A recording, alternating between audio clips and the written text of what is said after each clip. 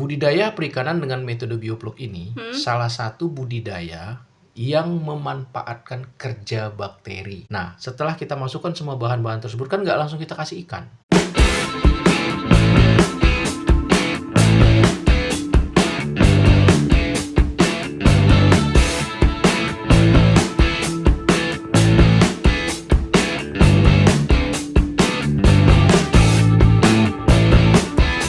Assalamualaikum warahmatullahi wabarakatuh. Waalaikumsalam. Teman-teman semuanya, kembali lagi dengan kita Simal Bapis. Pada video sebelumnya kita sudah membahas tentang kolam bioblok ukuran D2. Ya, khusus D2 ya. Pengolahan air, Iya.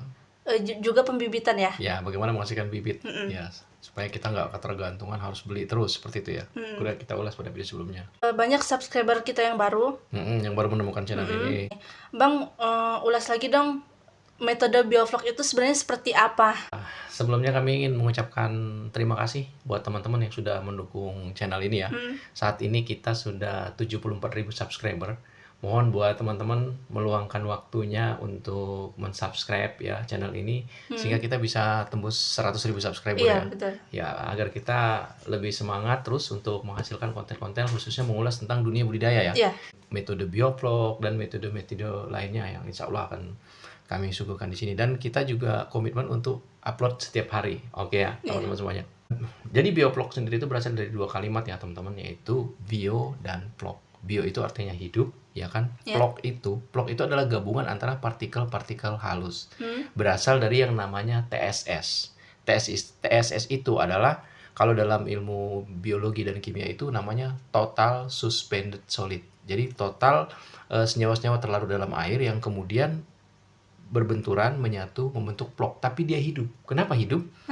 Karena blok itu hasil penguraian dari mikroorganisme yang terdapat di dalam air tersebut. Nah, mikroorganisme ini tentunya adalah bakteri. Nah, bakteri yang digunakan adalah bakteri Lactobacillus, yaitu salah satu spesies dari bakteri baik ya. Jadi prinsipnya seperti ini. Budidaya perikanan dengan metode bioblok ini salah satu budidaya yang memanfaatkan kerja bakteri. Tadi kan udah saya ulas ya secara ilmiahnya, memanfaatkan kerja bakteri. Kok bisa kerja bakteri? Nah, jadi gini, metode bioblok itu sebelum kita memulai budidaya ikan, kita memelihara bakteri dulu. Makanya kan dalam metode bioblok itu kan kita memasukkan air, kan udah diurai lengkap ya pada awal, kemudian memasukkan garam, memasukkan dolomit, memasukkan molase dan starter bakteri. Nah, setelah kita masukkan semua bahan-bahan tersebut, kan nggak langsung kita kasih ikan. Kita diamkan dulu tuh 5 hari, 7 hari, bahkan ada yang sampai 2 minggu ya kan. Betul. Bahkan bisa juga ada yang sampai 1 bulan baru dikasih bibit. Tujuannya adalah supaya bakteri hidup dulu. Hidup dulu, iya. Ya, bakteri hidup. Ada kehidupan bakteri di Ada situ. kehidupan bakteri yang disebut tadi mikroorganisme tadi. Nah, apa tugas bakteri di sini? Nah, tugas bakteri itu sangat-sangat penting, yaitu sebagai pengurai kotorannya ikan. Atau dalam bahasa ilmiahnya adalah bakteri di sini melakukan proses simbiosis mutualisme dengan ikan. Jadi di satu sisi ikan diuntungkan karena hasil metabolisme tubuhnya, entah lendir, entah kotoran dan segala macam itu langsung diuraikan oleh bakteri. Jadi tidak bertahan sampai 1 hari, ya kan? Sampai 24 jam, apalagi itu begitu dikeluarkan oleh ikan itu hanya dalam hitungan menit atau mungkin jam ya. Itu oleh bakteri itu langsung diurai. Diurai itu istilahnya dimakan, teman-teman. Diuraikan dalam istilah mikrobiologi ya, dimakan oleh bakteri. Jadi kotoran hasil metabolisme tubuh ikan tadi dimakan oleh bakteri. Nah, yang terjadi setelah dimakan, otomatis di dalam air tersebut tidak akan mengandung senyawa-senyawa yang bersifat racun. Karena diuraikan oleh bakteri. Kan racun itu kan dia amoniak. Amoniak salah satu racun ya. Amoniak itu salah satu racun yang tidak mendukung pertumbuhan daripada ikan tadi kan, ya kan? Nah, setelah diuraikan oleh bakteri, maka terciptalah suatu lingkungan, ya kan? Suatu lingkungan yang nyaman untuk pertumbuhan ikan tersebut. Kenapa saya katakan simbiosis mutualisme, artinya dua proses yang saling menguntungkan ya antara ikan dan bakteri. Jelas si bakteri kan dapat keuntungan karena dia dikasih makanan oleh ikan. Apa yang makanan yang dikasih? Hasil metabolisme tubuhnya tadi. Iya. Baik kotoran, lendir dan segala macam lah gitu kan di Iya, dalam air tersebut. Nah, ikan juga diuntungkan. Karena senyawa-senyawa buangan daripada ikan tadi dimakan oleh bakteri, maka air tersebut menjadi sebuah habitat yang baik buat pertumbuhan Iya, ikan. betul. Prinsip dasarnya seperti itu. Jadi teman-teman sebelum memulai budidaya dengan metode bioplok itu harus memahami ini. Iya. Memahami ini dulu. Kenapa? Karena supaya kita tahu, oh prinsip dasarnya seperti ini. Jadi kita tidak hanya merawat ikan, tapi merawat air. Iya. Kenapa? Karena di dalam air itu ada mikroorganismenya yang kita butuhkan sebagai ya karyawan kita lah. Iya, mikroorganisme Iya. itu karyawan kita membantu kita untuk mengolah air ini. Iya, betul. Makanya jangan aneh di dalam air kolam bioplok itu, walaupun warnanya sedikit kental, keruh, ada yang coklat, kalau di bawah atap dia akan cenderung coklat kemerahan warna air. Kalau outdoor atau di luar ruangan itu dia biasanya akan berwarna agak sedikit hijau-hijauan, hijau lumut seperti itu. Karena dia terkena sinar matahari. Terkena sinar matahari. Tapi dua-duanya itu kondisi air bagus. Seperti itu secara garis besarnya ya teman-teman semuanya. Jadi sebelum teman-teman memulai bioplok harus memahami ini dulu. Ini sekali lagi channel kita buat untuk para pemula dong ya. Fungsinya garam krosok, dolomit, terus molase, itu apa tuh? Untuk apa tuh, Bang? Nah, bagus.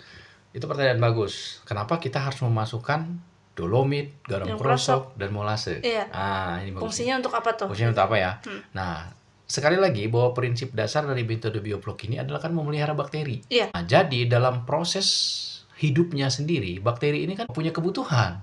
Nah, salah satu kebutuhan yang dibutuhkannya itu adalah pH air. Oh iya. Nah, bakteri Lactobacillus tidak akan maksimal dia bekerjanya pada pH yang rendah atau pada air yang cenderung asam. Iya. Jadi air itu kalau dia pH turun tuh dia lebih asam. Jadi bakteri itu akan lebih enjoy, katakanlah seperti itu bahasanya, pada pH yang tinggi, yaitu di pH 7, 8 seperti itu. Iya. Nah, karena itu kita perlu menambahkan dolomit tadi. Karena air itu ya, apalagi air dari sumur bor katakanlah, pada saat kita hisap, masukkan, itu biasanya pH-nya itu di angka 6. Udah gitu oksigen ya? Nah, kemudian perlu penambahan oksigen. Nah, sekali lagi, oksigen juga sangat dibutuhkan sekali oleh bakteri Lactobacillus tersebut. Karena itu, kalau misalkan teman-teman punya kolam bioplok, kalau mati listrik, 20 menit saja, itu bakteri sudah banyak yang KO. Iya, air berubah. Air akan berubah, dan ikan sudah mulai ngap gitu. Iya. Lalu apa fungsi molase? Iya. Nah, fungsi molase ini selain dibutuhkan sendiri untuk salah satu mineral yang dibutuhkan oleh ikan, molase ini juga dibutuhkan juga oleh bakteri. Untuk apa? Sebagai sumber karbon. Karena kan molase ini kan berasal dari tebu, gula, gula manis.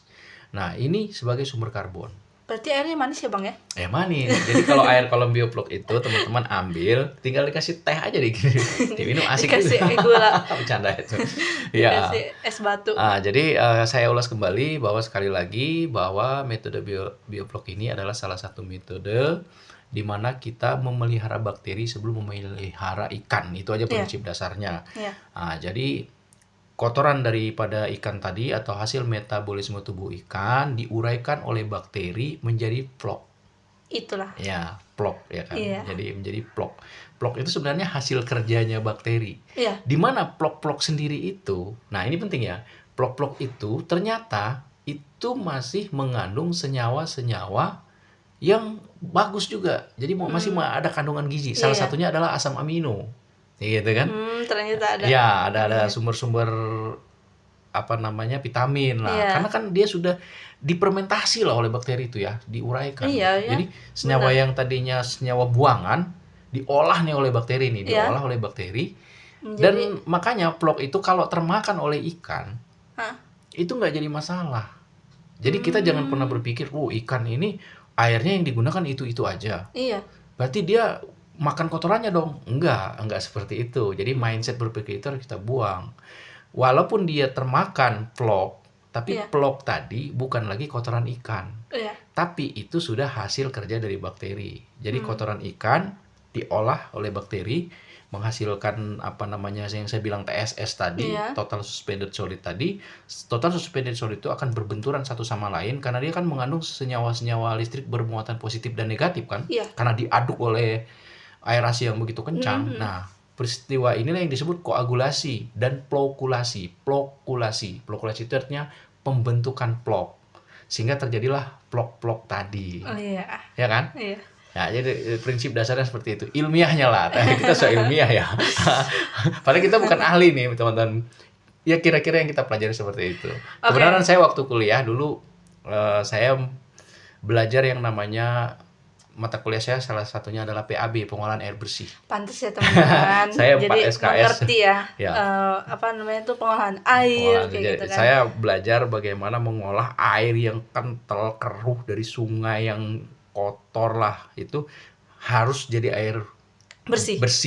Ya, bisa untuk diminum. Iya betul. Nah, Tentu saja ya itu tuh ngerti Ya, tahu itu. gitu ya. Dan salah satu proses pengolahannya adalah koagulasi, plokulasi, sedimentasi. Iya. Ya kan? Dan terakhir adalah desinfektan, ya kan?